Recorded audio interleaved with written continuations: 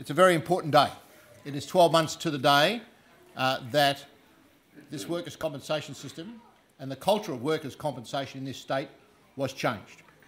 We now no longer have a workers' compensation system in New South Wales that is focused on workers and what is in their best interest if they are injured at work. I have to say that I, in just over 2 years, continue to be amazed at how we have a government in New South Wales that's got no heart, no compassion and no empathy. Now what we have in New South Wales is a set of laws that penalise workers who, through no fault of their own, are injured at work.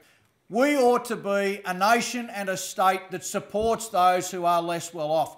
We ought to be a state that has a system in place that, when it comes to injured workers, looks after those people who are just trying to get on with their lives. For those who don't know my story, I injured my spine during a cardiac arrest at work. I'm a registered nurse and was trying to save somebody's life. My family will suffer financially to make sure that I am okay.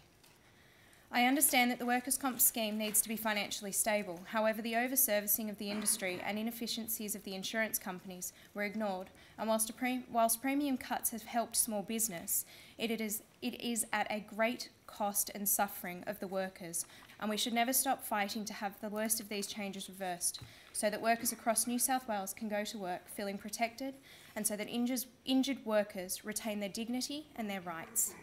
This is my daughter Katie. I am Lisa, Katie's mum, her full-time carer, with Katie's younger sister Michaela helping.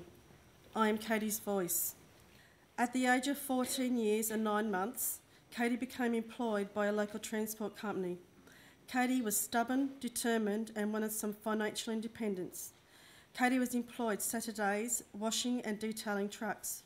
A career in heavy articulated vehicles was her future goal. In October 2009, approximately 2 weeks before her 16th birthday, Katie was washing the top of the fuel tanker. She had done this many times before.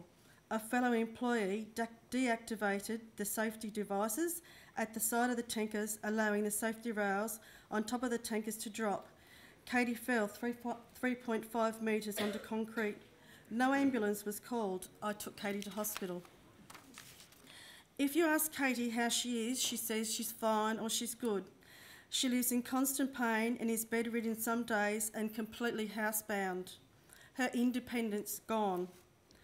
Mr. O'Farrell, how much does our daughter have to suffer? You have brought nothing but suffering and anguish into our lives. We live in a nightmare.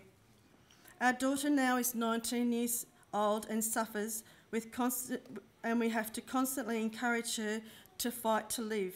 This is beyond words. Mr. O'Farrell shows no respect for anyone's life or their livelihood. A bit about myself. I'm just a garden variety of worker, you know, I'm no one special. I'm just a truck driver. I've worked in a warehouse, I've worked in an office. I didn't choose to get injured. I was going about my duties as a delivery driver, and unfortunately I sustained an injury. It takes 7 years to become a doctor, I believe. I'm not sure.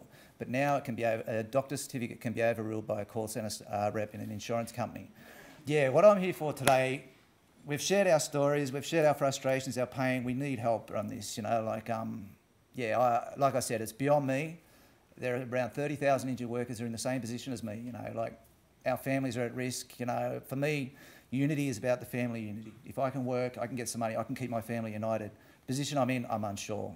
So my family, just the other day I was at the park. I taught my little girl how to ride a bike for the first time.